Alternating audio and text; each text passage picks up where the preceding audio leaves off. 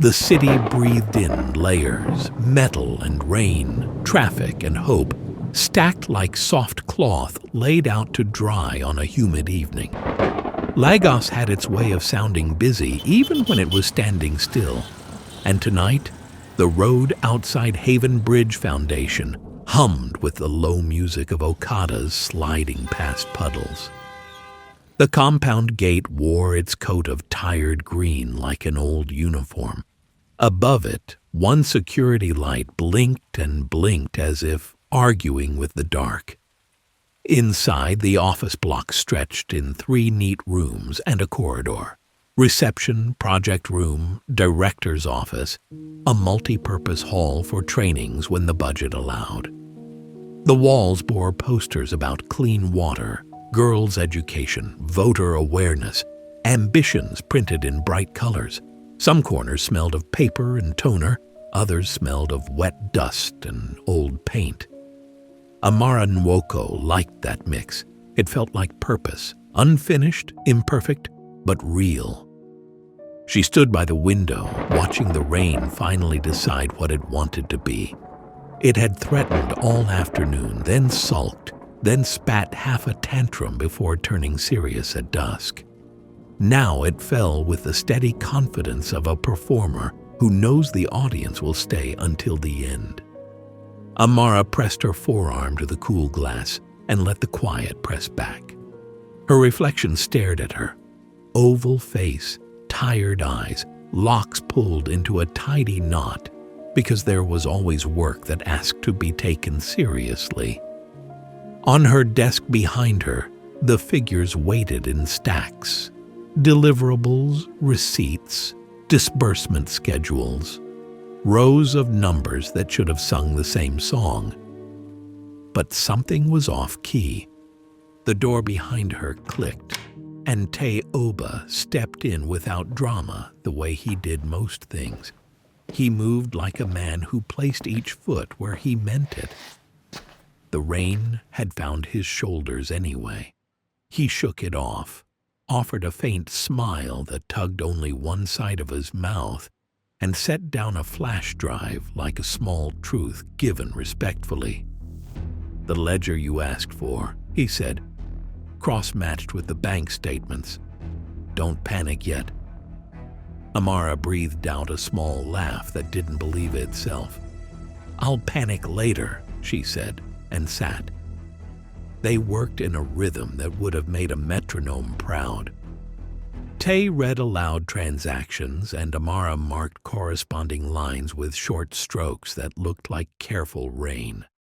Transfers to partner clinics, they checked those. Stipends for field officers, they ticked those. But then there were payments that walked like ghosts through 4 months.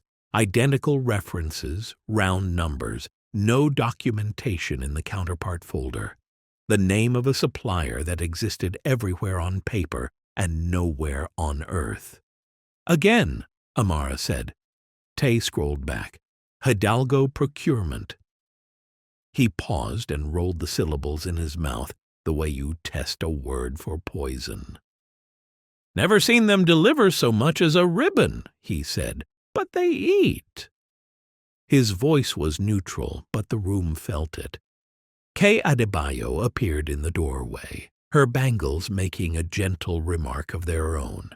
She carried a camera bag and a grin that tried its best. "If we're breaking the world tonight, at least let me film the good lighting," she said, but her eyes were already scanning the screen. Numbers didn't frighten her. They just made her want to talk faster. "So we have a drain," she said, "and it empties into the land of imaginary vendors." She leaned on the desk, chin in her hand. "We're going to be brave, right?" Amara gave her a look that softened and hardened all at once. "We don't know what we are yet, but we can be honest." Kay nodded, because there are silences you answer with agreement, even if you're afraid. In the director's office, the lamp burnished the wood and Chike Nwoko's reputation in equal measure. His photographs hung in frames, A handshake with a governor, a ribbon cut, a smiling circle of women with new water filters. He could make a case for anything with that rich voice that had carried him across radio waves and podiums. Tonight, he did not speak to any room larger than his own conscience. He looked at his reflection in the glass of a certificate, saw a man who had once measured himself against light, and flinched at the memory. Compromise never arrives as a villain.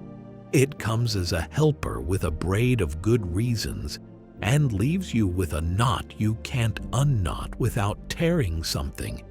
The intercom vibrated half a chirp. "Dad," Amara said gently, "we need to talk through some numbers." He heard what she didn't say. "We need to choose what we are."